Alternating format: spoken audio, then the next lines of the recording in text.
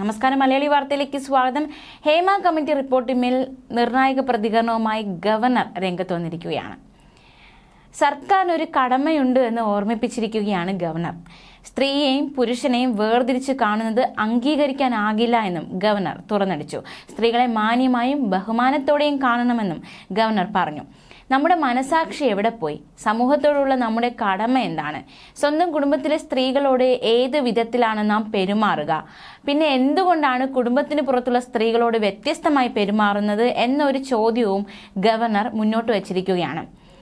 സമൂഹത്തിൽ അവബോധം സൃഷ്ടിക്കേണ്ടതായിട്ടുണ്ട് എന്നും ഗവർണർ വ്യക്തമാക്കി.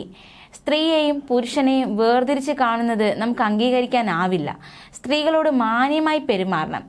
നിയമം സഹായകരമാണെങ്കിലും അതിനെ പൂർണ്ണ പരിഹാരമായി കാണാനാകില്ല എന്നും ഗവർണർ വ്യക്തമാക്കി.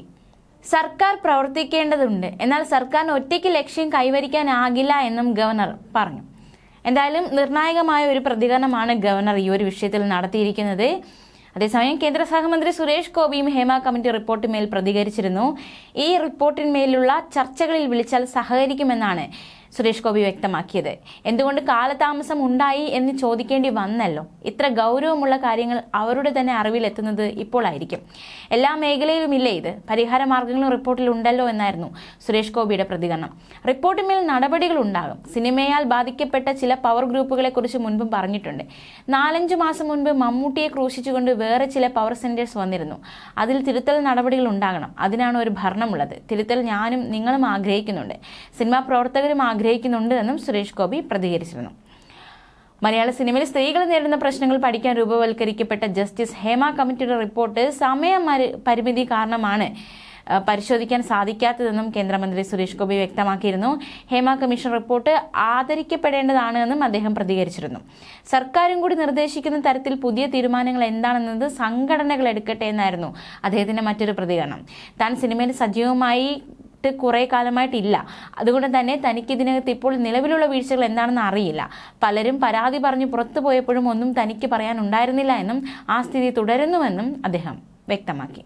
മാത്രമല്ല, ഈ ഒരു വിഷയത്തിൽ സർക്കാരിനെ വിമർശിക്കാനില്ല എന്നും സുരേഷ് ഗോപി പറഞ്ഞിരുന്നു. തുടർ നടപടി സർക്കാർ പരിശോധിച്ച് കൈക്കൊള്ളും. ഒരു കമ്മീഷന്റെ വില എന്താണ്, മൂല്യം എന്താണെന്ന് സർക്കാരിനറിയാം. അതിനനുസരിച്ച് സർക്കാർ നടപടിയെടുക്കും. നോക്കിയില്ലെങ്കിൽ നിങ്ങൾ അത് ചോദ്യം ചെയ്യുമെന്നായിരുന്നു സുരേഷ് ഗോപിയുടെ പ്രതികരണം.